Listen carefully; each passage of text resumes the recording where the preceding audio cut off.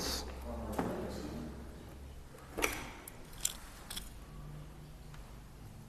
Depois nós arrumamos.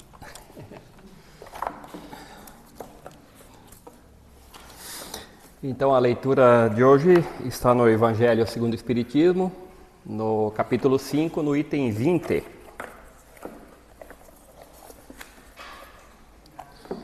A felicidade não é deste mundo.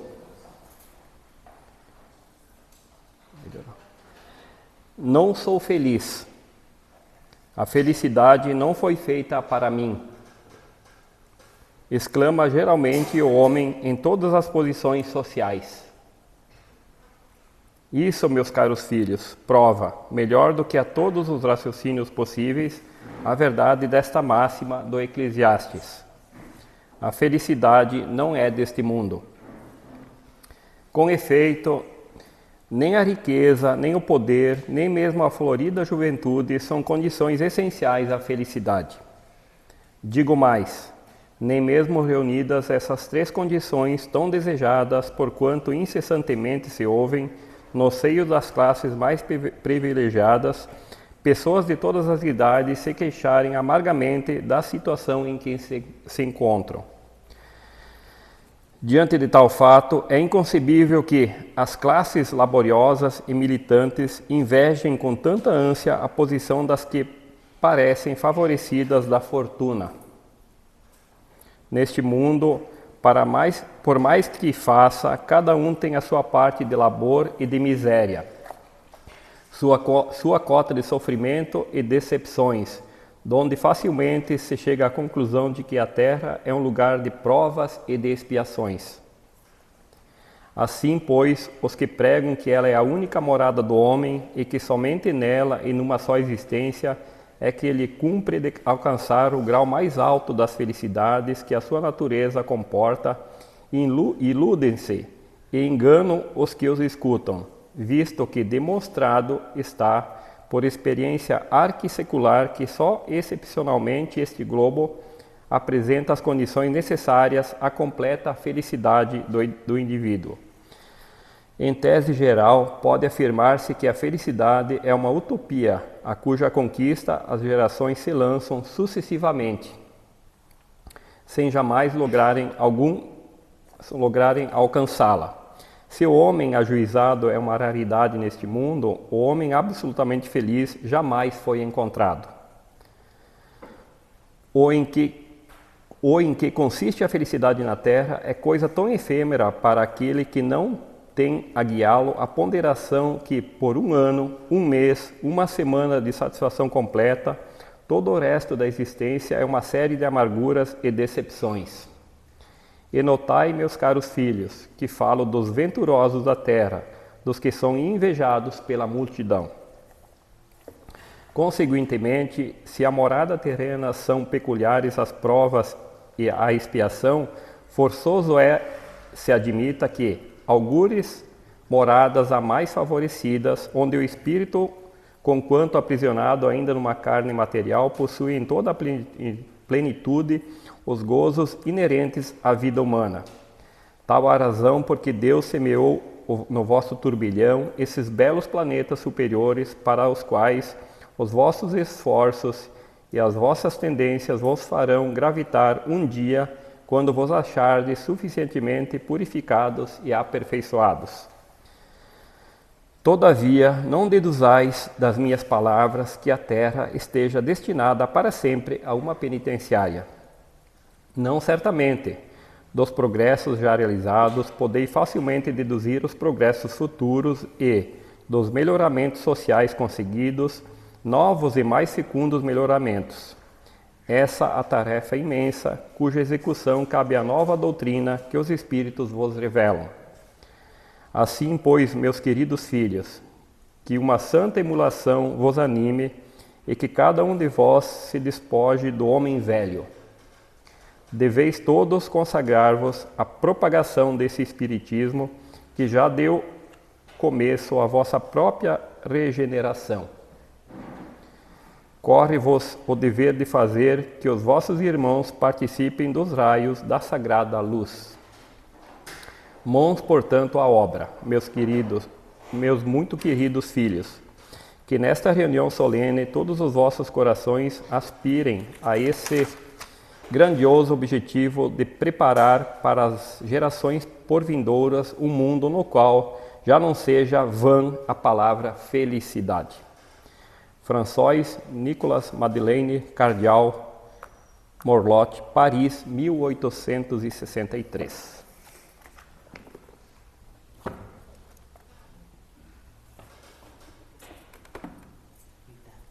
Acho que deu, né? Quer que eu fale?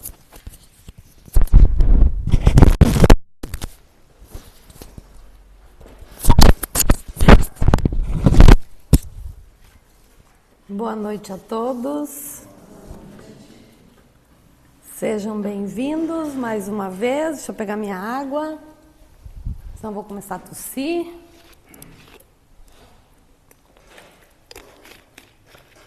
Pois bem, já foi feita a leitura, mas antes de eu iniciar, eu quero agradecer a Deus, aos espíritos benfeitores, ao meu anjo da guarda, por estar aqui, me amparar no estudo desse evangelho e pedir que a espiritualidade benfeitora me ampare na colocação das ideias desse evangelho. A felicidade não é deste mundo. Sabe que essa passagem caiu para mim, eu me lembrei. Quando eu cheguei aqui, eu conhecer o Espiritismo, estudar a doutrina, uma das ou a primeira frase do Evangelho que eu comecei a questionar, mas por que a felicidade não é deste mundo? E ela está, a totalidade dela está a doutrina espírita. Diz assim, por que Cristo disse a felicidade não é deste mundo? Quando eu comecei a compreender, aí eu comecei a encontrar a felicidade. Mas como professora, né, a gente sempre vai pelas perguntas e respostas quando você vai estudar, né? Então, esse Evangelho segundo o Espiritismo, capítulo 5, como o Volmir leu, ele é, na verdade, um comentário do cardeal François Nicolas Madeleine, em 1863. E justamente para que nós possamos compreender a felicidade não é deste mundo. Então, por que Jesus, né, eu não vou fazer a leitura novamente, já foi feita, por que Jesus quis dizer então que a Terra, em face da atual condição de mundo de provas e expiações, aqui está uma das premissas da doutrina espírita. Nós estamos aqui para provas e expiações, para a depuração do nosso espírito, para que possamos buscar realmente a felicidade, mas nós só a encontraremos quando depurarmos o nosso espírito. Então a Terra, ela não é o mundo da felicidade, porque você não vai encontrar alguém feliz plenamente. E disso Cristo, ele deixa bem claro que nós estamos, e a doutrina espírita, ela nos ensina e nos prova isso, que nós estamos numa progressão espiritual. Nós viemos para progredir, quantas vezes forem necessárias. E se voltarmos atrás em séculos passados, nós evoluímos bastante já. Como ser humano, ainda não estamos espíritos superiores ou perfeitos, mas já evoluímos bastante. Então, a felicidade realmente não é deste mundo aqui, porque aqui nós estamos para desfrutar e experimentar as provas e expiações, para que lá no futuro eu encontre essa felicidade plena realmente. E uma passagem que chama bem a atenção e que o cardeal fala é sobre a inveja. Então, invejar a posição de alguém ajuda na conquista de nossa felicidade? Claro que não, porque não existe ninguém ocupando uma posição que reúna as condições necessárias à felicidade. Todos estão. Alguns mais evoluídos, outros menos, cada um no seu tempo. E a inveja é um sentimento mesquinho, ela destrói a mim próprio, não aquele que eu invejei. Ela indica a minha inferioridade moral, porque eu estou aqui para atingir a superioridade moral. E a doutrina espírita é uma doutrina plenamente moral. Qual que é o objetivo do espiritismo? Para que possamos evoluir moralmente. E a nossa evolução, quando eu sou mesquinho, quando eu tenho inveja, eu ainda estou deficitário. E aí eu vou trazer o sofrimento para mim mesmo, porque eu ainda não evoluí. Então a inveja, o egoísmo, ele traz sofrimento para mim, é a minha infelicidade.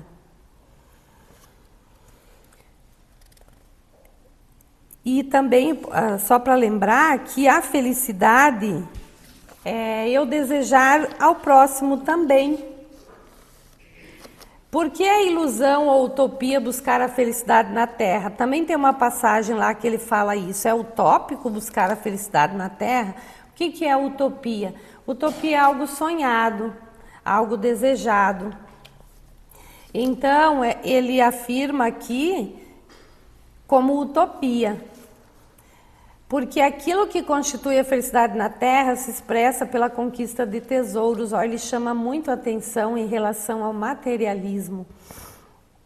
A conquista de tesouros de tão pouca duração, que torna ilusória e efêmera a sua busca.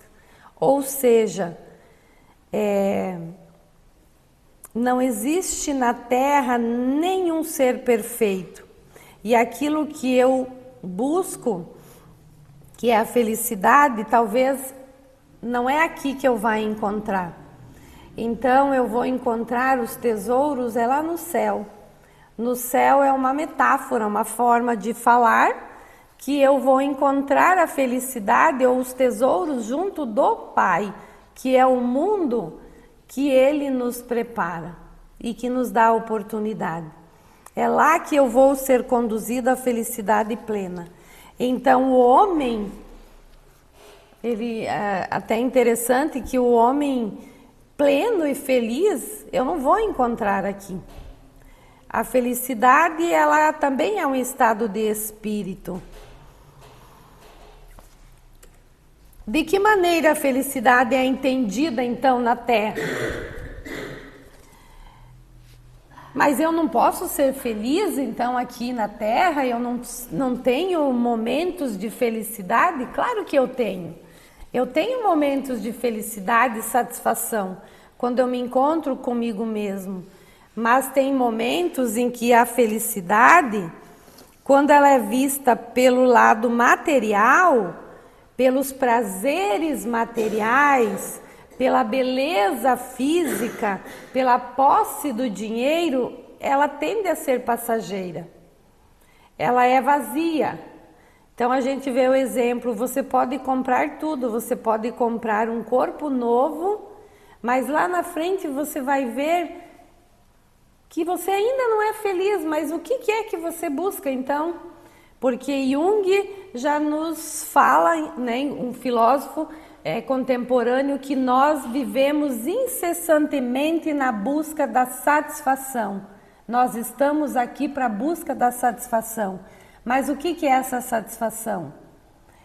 É sempre querer o melhor. Então, se eu tenho fome, eu vou buscar a comida. Se eu tenho frio, eu vou me aquecer. Então, eu sempre estou naturalmente em busca da satisfação. Mas, se eu ver a felicidade na Terra como um bem material, somente de posses, ele vai nos chamar a atenção que isso é passageiro. Pode ser até frustrante futuramente, porque ele nos chama atenção para dizer assim que a felicidade é também o que eu consigo fazer com o que eu tenho de oportunidade. Se eu tenho oportunidade de ter dinheiro, como que eu faço uso desse dinheiro? Se eu tenho oportunidade de ter uma vida confortável financeiramente, como que eu estou fazendo uso disso? Mas se eu ainda estou vivendo uma vida sem posses, com dificuldade financeira, como é que eu encaro isso também? Então, não é feliz o homem possuir ou deixar de possuir, mas a forma como possui e como encara quando não possui. E a perguntinha 5 é: como nos devemos nos preparar para conquistar então a verdadeira felicidade? Procurando nos livrar de tudo aquilo que nos serve de entrave aos valores imortais de nossa alma. Então, o nosso espírito, ele não morre. A morte, ela é só uma passagem. E o que eu vou levar daqui? O que eu fazer aqui, o que eu sou aqui, eu serei lá, eu levarei lá. Então, a fim de mais depressa alcançar mundos elevados. Então, nós alcançaremos mundos elevados. Nós chegaremos nesse processo evolutivo. Falamos muito atualmente do mundo de regeneração. É esse mundo. Mas o tempo da espiritualidade, ele não é rápido, ele não é o mesmo tempo que o nosso. Talvez levaremos séculos ainda. Retornaremos muitas vezes. E então é somente quando chegarmos nesses mundos mais elevados e que não precisaremos retornar aqui mais, é que desfrutaremos das verdadeiras alegrias. E a Terra está destinada para sempre a ser um mundo de provas e expiações? Não. Porque a Terra em si, se nós estamos no progresso enquanto ocupantes desse planeta, obviamente ela também está. Chegaremos ao progresso em que toda a humanidade talvez estará mais evoluída. Aí nós comparamos então o planeta Terra a séculos atrás, como era a humanidade lá na Idade Média, lá no tempo da Idade Antiga, lá dos romanos, ou até mesmo no tempo de Moisés. Quanto nós aí evoluímos enquanto pessoa, enquanto olhar o outro. Não alcançamos ainda a plenitude, mas já evoluímos. Então, o progresso é observado em todos os sentidos, no campo social, no modo de vida, no aperfeiçoamento. E aí a Terra alcançará em breve, mas não pensemos nesse tempo como um tempo tão breve como eu imagino que ele passa. Nós passamos o tempo de uma vida que nós temos aqui, é bem curto para que possamos redimir as nossas falhas, que é para isso que nós estamos. Então, assim, na totalidade, esse item, a felicidade não é deste mundo, o cardeal Morlotti, ele traz uma reflexão sobre a natureza da felicidade. Então, da onde vem a felicidade? O que seria a felicidade? Ele lembra-nos, ele puxa o tema felicidade, lembrando dos ensinamentos de Jesus, que ele diz que a verdadeira felicidade não é encontrada nas coisas materiais. Isso é passageiro, mas sim nas virtudes, naquilo que eu transformo enquanto ser. não é o ter que vai me trazer a felicidade. Quando nós passamos para o mundo espiritual, nós percebemos quanto nós falhamos aqui e pedimos muito para retornar. E o cardeal Morlotti destaca que as riquezas, os prazeres mundanos que muitas vezes nos levam a quedas, as honras terrenas, os destaques, os títulos, as honrarias, o poder, né? Que na verdade o poder é que engrandece os olhos de muitas pessoas, ela não garante a verdadeira felicidade, pois isso é ilusão. Ele nos convida a refletir sobre quanto a nossa vida é breve aqui na Terra e buscar a felicidade é algo muito duradouro. E ela está na paz interior. Não importa o quanto de bens materiais você tem, o importa é a tua paz interior. Na consciência tranquila e na prática do amor ao próximo. Então, essa mensagem, ela lembra bem a importância do que nós valorizamos, das coisas que realmente valorizamos, aquilo que damos significado para a nossa vida, aquilo que você dá importância. Então, o mundo espiritual, o teu eu espiritual é uma jornada fundamental e ela tem que ser alimentada com o amor, com a caridade, com amor a si e amor ao próximo. E ele nos coloca que em vez de nos prendermos às ilusões do mundo material, que a verdadeira felicidade está em cultivar as virtudes, que são a bondade, a compaixão, a generosidade e buscar uma conexão mais profunda com o divino que está no meu interior, que é encontrar Deus dentro de você. E veja só o quanto nós ainda precisamos evoluir quando nós falamos na bondade, na compaixão, na generosidade, no amor ao próximo.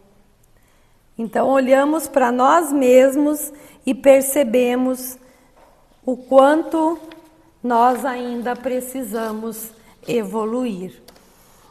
E Chico Xavier, então, ele nos dá uma receita, a receita da felicidade. Essa eu vou ler para vocês. Tadeu, que era um dos comentaristas mais inflamados no culto da Boa Nova, em casa de Pedro, entusiasmara-se na reunião, relacionando os imperativos da felicidade humana e clamando contra os dominadores de Roma e contra os rabinos do Sinédrio. Tocado de indisfarçável revolta, dissertou largamente sobre a discórdia e o sofrimento reinantes no povo, situando-lhes a causa nas deficiências políticas da época, e depois que expendeu várias considerações preciosas em torno do assunto, Jesus perguntou-lhe: Tadeu, como interpreta você a felicidade? Senhor, a felicidade é a paz de todos. O Cristo estampou significativa expressão fisionômica e ponderou: sim, Tadeu, isso não desconheço. Entretanto, estimaria saber como se sentiria você realmente feliz. O discípulo, com algum acanhamento, enunciou: Mestre, suponho que atingiria a suprema tranquilidade se pudesse alcançar a compreensão dos outros. Desejo para esse fim que o próximo me não despreze as intenções nobres e puras. Sei que erro muitas vezes, porque sou humano.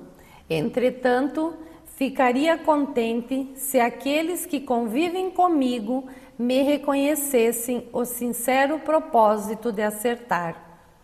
Respiraria abençoado júbilo se pudesse confiar em meus semelhantes, deles recebendo a justa consideração de que me sinta credor em face da elevação de meu ideal. Suspiro pelo respeito de todos, para que eu possa trabalhar sem impedimentos. Regozijar-me-ia se a maledicência me esquecesse.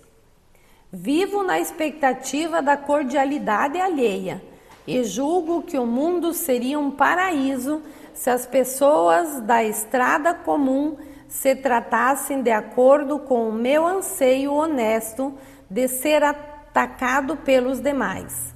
A indiferença e a calúnia dói-me no coração. A impiedade é um fel quando dirigida contra mim. A maldade é um fantasma de dor quando se põe ao meu encontro. Em razão de tudo isso, sentir-me-ia venturoso se os meus parentes afeiçoados e conterrâneos me buscassem, não pelo que aparento ser, nas imperfeições do corpo, mas pelo conteúdo da boa vontade que presumo conservar em minha alma.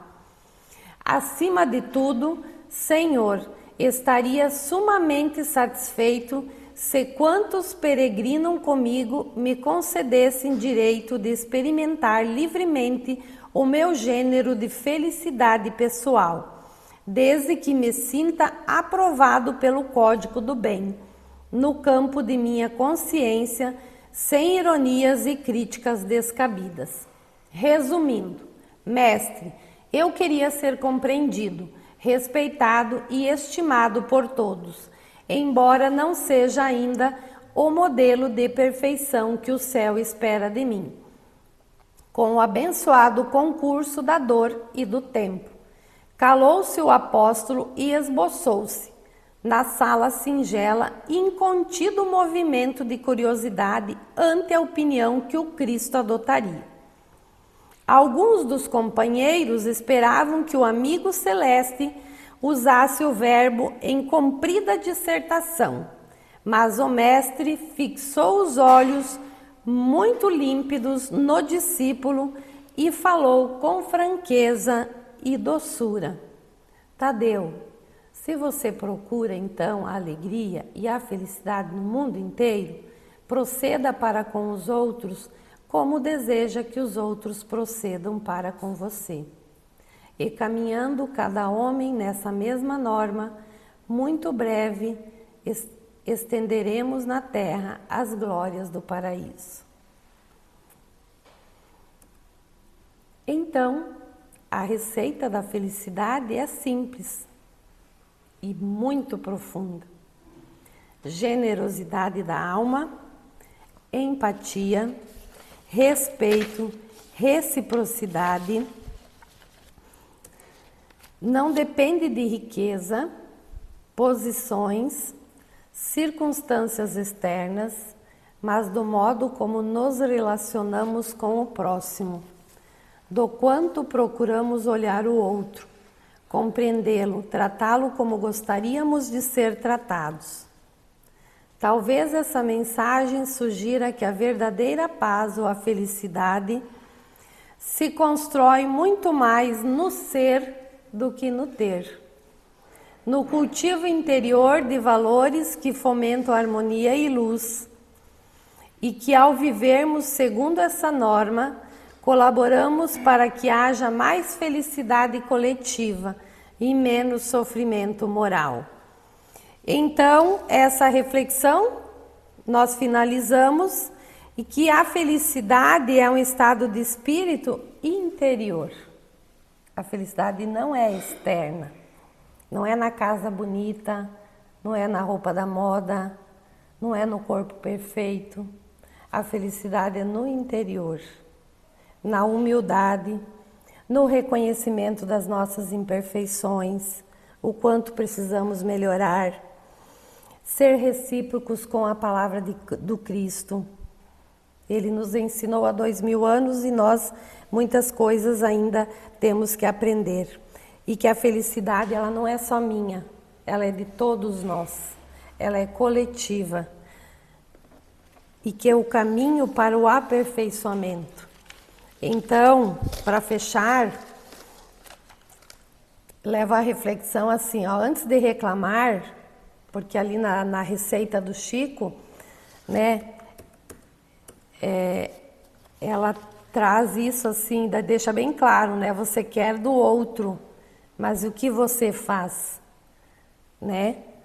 Você cobra que o outro te compreenda e te respeita, mas e você? O que você faz? A tua empatia, o teu respeito, a tua paciência, as tuas falhas, as críticas para você mesmo, valorizar o outro, valorizar-se a si mesmo, além da aparência. E fazer uma autoavaliação, onde tu esperas ser tratado com respeito e consideração e amor. Será que tu estás fazendo isso pelos outros? Com essa mensagem eu finalizo. Agradeço a atenção e espero que eu tenha me feito entender um pouco dessa mensagem do Cristo. Então, que busquemos a felicidade dentro de nós mesmos. Boa noite.